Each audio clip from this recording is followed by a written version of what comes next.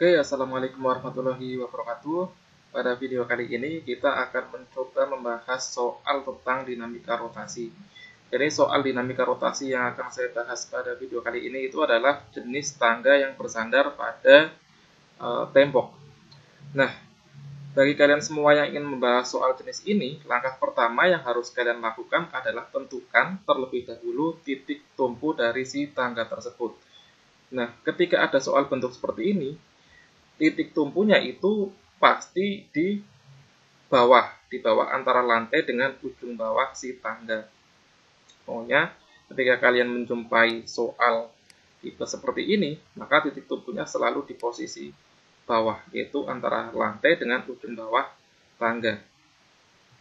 Oke, lalu selanjutnya apa yang harus kalian lakukan? Yang harus kalian lakukan setelah mencari titik tumpunya, maka kalian harus mencari gaya yang bekerja pada kedua ujung tangga tersebut. Seperti yang terlihat di gambar bahwa tangga tersebut ujung-ujungnya bersandar pada dua titik, yaitu yang bawah berada pada lantai, kita sebut saja sebagai titik A, kemudian yang atas bersandar pada tembok, kita sebut saja sebagai titik B.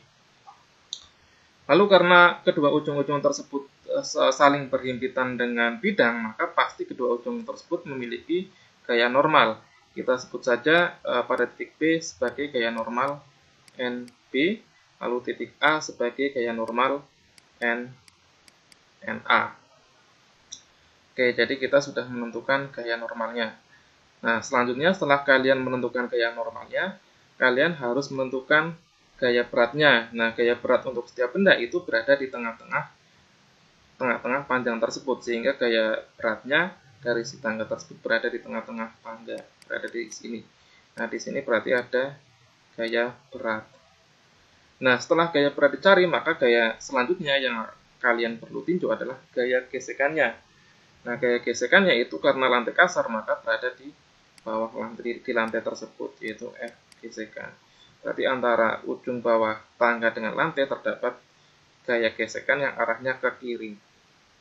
Nah, setelah kalian cari semua gaya tersebut, langkah selanjutnya, karena ini adalah soal tentang dinamika rotasi, maka kalian harus mencari lengan gaya yang bekerja pada gaya-gaya tersebut.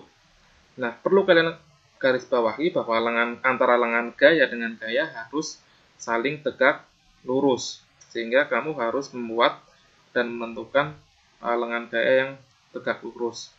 Namun khusus titik A, yaitu gaya normal di titik A, karena dia berada pada titik tumpuan, maka NA itu tidak memiliki lengan gaya. Sehingga kita tinggal mencari lengan gaya dari W dan lengan gaya dari gaya normal di titik B. Sedangkan F gesekan, dia tidak dicari lengan gayanya karena dia bekerjanya pada lantai. Oke, kita cari dulu lengan gaya dari titik B. Kita sebut saja sebagai LB. Nah, lengan gaya dari titik B berarti yang tegak lurus itu adalah yang ke arah sumbu Y, sehingga kita perlu menguraikan panjang si tangga ke sumbu Y. Ketika kalian uraikan si panjang tangga ke sumbu Y, maka panjang tangganya sekarang berada di depan sudut, sehingga ini LB sama dengan L kalikan sin theta. Lalu yang kedua yaitu L dari si tangga atau LW. Karena dia posisinya itu hanya setengah panjang tangga, berarti ini setengah L. Lalu yang setengah L diuraikan ke sumbu X, sekarang posisinya di samping sudut. Sehingga ini adalah setengah L kali kosinus theta. Oke. Setelah kalian cari lengan-lengan gaya tersebut, maka kalian harus memasukkannya dengan rumus sigma torsi sama dengan 0. Kenapa 0? Karena posisi ini sebelum dia bergerak jatuh, dia dalam posisi yang masih setimpang. Sigma torsi sama dengan 0. Nah, perlu kalian ketahui bahwa yang namanya momen gaya itu sama dengan gaya dikalikan lengan gayanya. R itu adalah lengan gaya, sama dengan 0.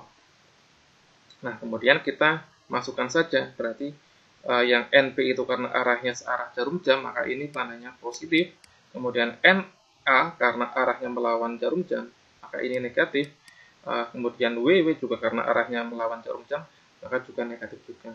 Sehingga yang positif cuma NB. Sehingga NB dikalikan lengan gayanya, yaitu L sin theta, negatif NA, karena NA arahnya melawan jarum jam sehingga negatif, dikalikan lengan gayanya 0 karena dia tidak memiliki lengan gaya. Kemudian selanjutnya negatif W dikalikan lengan gayanya setengah L kosinus theta. Nah, karena ini NA kali 0 maka ini habis.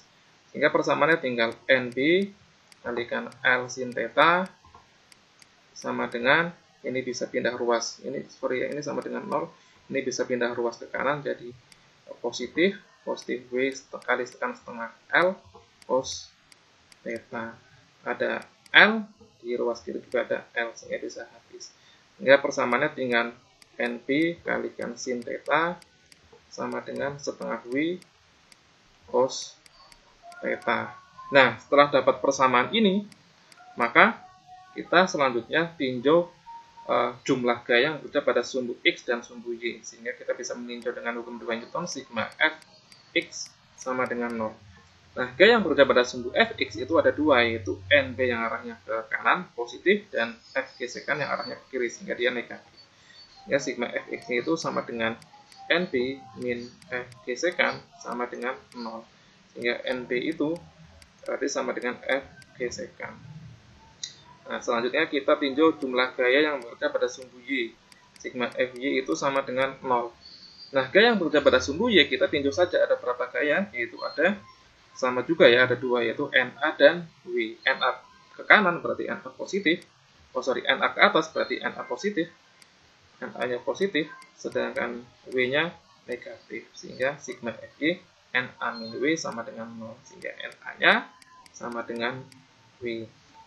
Nah, sekarang karena NB itu sama dengan F gesekan, maka kita bisa substitusikannya ke dalam persamaan 1, sehingga persamaan ini bisa kita rubah menjadi F gesekan kalikan sin theta sama dengan setengah W kali cos theta. Nah, F gesekan itu kan bekerja pada ujung bawah tangga dengan lantai, sehingga F gesekan itu pada dasarnya sama dengan mu dikalikan NA, ya kan, karena gaya normalnya yang bekerja itu kan gaya normal NA, karena posisinya di bawah, di posisi bawah yang berhimpitan dengan lantai. Ya, gaya normalnya adalah gaya normal NA, kemudian dikalikan sin theta sama dengan setengah W kali cos theta. Nah, NA sendiri itu sama dengan W, sehingga bisa kita substitusikan NA dengan W, sehingga mu kali W kali sin theta sama dengan setengah W kali cos theta. Ada W di ruas kiri dan ada W di ruas kanan, bisa habis. Sehingga persamaannya tinggal ini ya, 2 bisa kalikan ke mu, sehingga jadi 2 mu sin theta sama dengan cos theta. Kemudian 2 mu sama dengan cos theta dibagi sin theta. Nah, sampai sini sebenarnya sudah selesai. Apakah ada jawabannya? Ternyata belum ya. Berarti kita bisa memodifikasinya dengan cara membalik persamaan ini antara ruas kiri dengan ruas kanan dengan seper ya. Jadi 2 mu itu jadi 1/2 mu, kemudian cos theta itu jadi dibalik jadi sin theta per cos theta. Nah, sin theta per cos theta itu sama dengan tangen theta, sehingga tangen theta sama dengan 1/2 mu. Nah, jadi jawabannya tangen theta sama dengan 1/2 mu. Oh, ternyata di sini ada jawabannya yang D.